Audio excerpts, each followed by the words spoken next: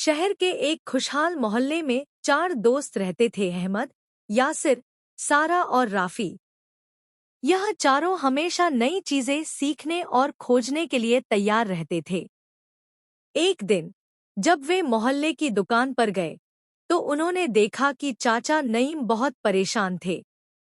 अहमद ने चिंता से पूछा, चाचा, क्या हुआ?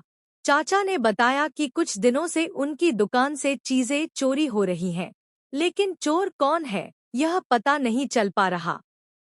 यासिर जोश में बोला, हमें इसे पकड़ना होगा। सारा ने सोचते हुए कहा, हमें चोर को रंगे हाथों पकड़ने की योजना बनानी होगी। राफी उत्साहित होकर बोला, क्या हम जासूस बनने वाले हैं?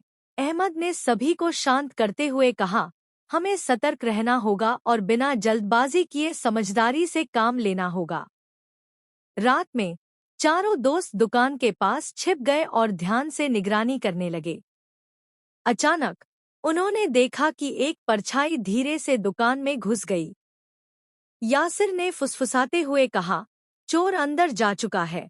जब परछाई चांदनी में आई तो वे हैरान रह गए। वह कोई और नहीं बल्कि शहजाद था, जो हाल ही में मोहल्ले में आया था। सारा ने आश्चर्य से कहा, यह तो वही आदमी है जो कुछ दिन पहले आया था। अब चारों को योजना बनानी थी कि वह भागने न पाए। राफी उत्साहित होकर बोला, चलो उसे पकड़ लेते हैं। लेकिन अहमद ने समझदारी से कहा, नहीं, हमें सोच समझकर कदम उठाना होगा। यासिर ने सुझाव दिया कि पुलिस को बुलाया जाए। सारा तुरंत पास के एक बुजुर्ग के घर गई और उन्हें पुलिस को बुलाने के लिए कहा। इस बीच शहजाद चोरी का सामान लेकर बाहर निकला।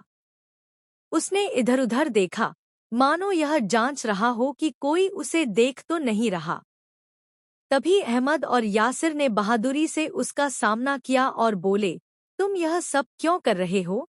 शहजाद घबरा गया और भागने की कोशिश करने लगा, लेकिन तभी पुलिस कार आ गई और लाल नीली बत्तियां चमक उठीं। चाचा नईम ने पुलिस को पूरी घटना के बारे में बताया। पुलिस अधिकारी ने चारों बच्चों की ओर देखा और मुस्कुराकर कहा, तुम सभी ने बहुत बहादुरी और समझदारी दिखाई। चारों दोस्तों ने खुशी से एक दूसरे को हाई फाइव किया। अहमद ने मुस्कुराते हुए कहा, सच्ची बहादुरी सिर्फ ताकत में नहीं, बल्कि सही समय पर सही फैसला लेने में होती है। अब मोहल्ला फिर से सुरक्षित और खुशहाल हो गया। बच्चे हंसते खेलते नजर आ रहे थे और चारों दोस्त गर्व के साथ एक साथ चल रहे थे। डूबते सूरज की रोशनी में वे एक ऊंचे मैदान पर खड़े थे, अपने सही फैसले और दोस्ती पर गर्व महसूस कर रहे थे।